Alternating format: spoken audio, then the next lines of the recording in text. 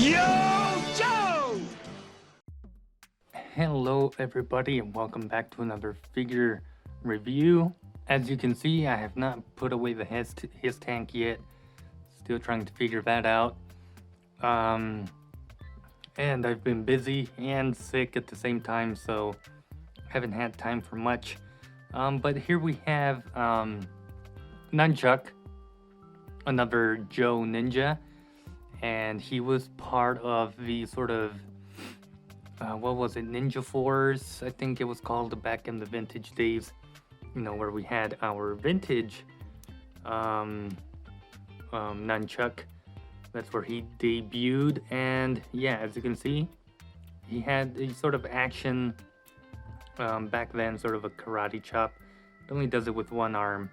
I don't know if it was meant for both, but maybe the mechanism broke, but you can see, you know, his action, and I thought it was a nice little feature to include here, and as well, you know, mention the soft goods here for the sort of, I don't know what you would call it, but yeah, we'll get into that with the classified version. We'll send our vintage there, and let's take a quick look at the packaging, because it's what we already know from the classified series.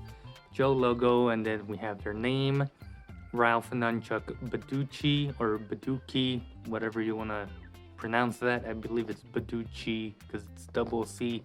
I don't know. A nice portrait there of him holding a sort of nunchuck, and then a sort of, I don't know what you would call these, just long swords and machetes. I'm not too sure. And then he does have, you know, all the other accessories there in the corner. And then you get a nice little render of him in the city, looking very cool, swinging that nunchuck there. A side there in blue, the back with his abilities or skills. Digital render and a few zoom in shots of the details. Number 80 in the line, and there he is again in the portrait. I kind of like the pink background they got going on for him. It really contrasts well with the green and then his face there. So yeah, nice packaging. As I was saying, nice packaging overall, you know, standard to classified. At least those windowless boxes are. And now we're slowly moving back into windowed. But we're going to set aside our vintage counterpart here for now. And we're going to take a close look at the classified version himself. Starting with accessories, we'll start off with, you know, what his code name is, which is Nunchucks, and they are very pliable plastic, you know, very soft, but they won't keep their you know, a position.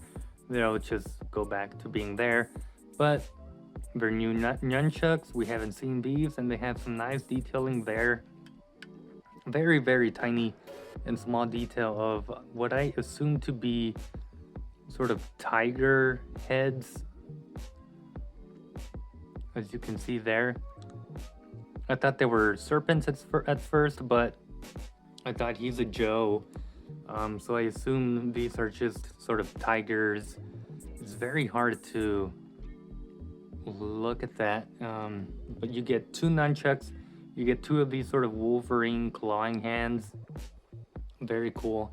I have the other one already in his hand, and then you do have a knife sheath there that you can store the other little knife. And then you have two of these larger machete kind of swords with some nice silver paint there, some nice green wrapping going on there, some serrations there, and then, you know, some spikes poking out. And then again, that detail of the tiger, what I assume is a tiger. Very tiny, very hard to see. But you also get storage for all of his weapons. You get two sheaths for his bigger machetes here, and they should go in as such. And taking that out again, you also have 4 holes for the nunchucks. So, you know, grab one of your nunchucks and just be careful with that open mouth from the tiger, because it will get stuck on you, and then it goes in. And then you can do the same to the other side. goes in, and there you go. You can store your nunchucks on his belt there on the back, and again, you can do it with the other pair. And then these don't really have a storage unless he's holding them. I have one of them there. But yeah, good amount of storage. And now articulation wise, he is good, but he is also kind of bad. At least mine is, my particular copy. Head wise, I feel like it pops off too easy. Once you start moving it around as such. But he can look up okay. I mean, you have this sort of cloth thing that gets in the way.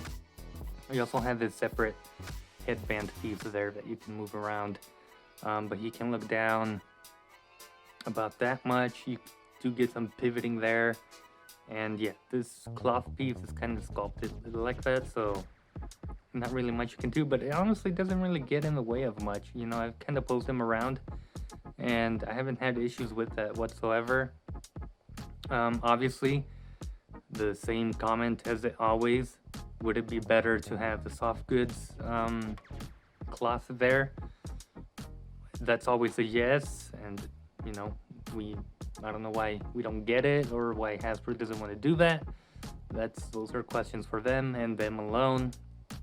But we have some nice detailing going across. We have new sort of shoulder pieces. I don't know if these are just glued on there, but you have some nice armor and pouches going on. Some more armor there on his forearm and hands. These are new hands, I believe. This is a new belt piece, of course. But I was doing articulation and I got distracted. But his arms are kind of the weakest part of this figure. At least this side only goes up about that much, and this side I've already stressed the peg in the bicep here, so I don't want to risk doing that. And then here's another interesting thing. The butterfly joints, you see, so I'm only pushing one side back and it moves the other side back as well. So I don't know what's going on inside of the butterfly joint mechanisms. Maybe this side is going across all the way and it's making the other one move. But let's see if yeah, because it only does it with one side. As you can see, it moves this other bicep. But yeah, that's something I just noticed. Something to be aware of. It doesn't break the figure, it's functioning. But yeah, butterfly joints aren't also the greatest either, but they're there. Like I said, bicep swivel there, and mine is stressed out. And it's stressed also because I was being very harsh with this joint here. Because I have an excess amount of plastic in here. As you can see, it's all nasty in there. I had to go in there and cut up some of the plastic away.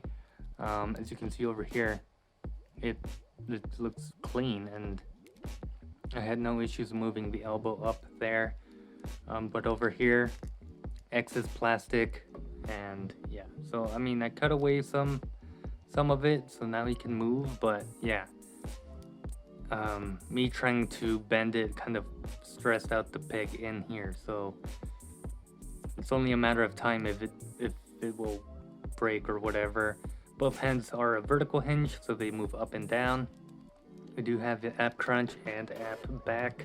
You have your waist swivel there, side to side and all that good stuff. You can kick pretty well for a ninja. Drop down hips and whatnot.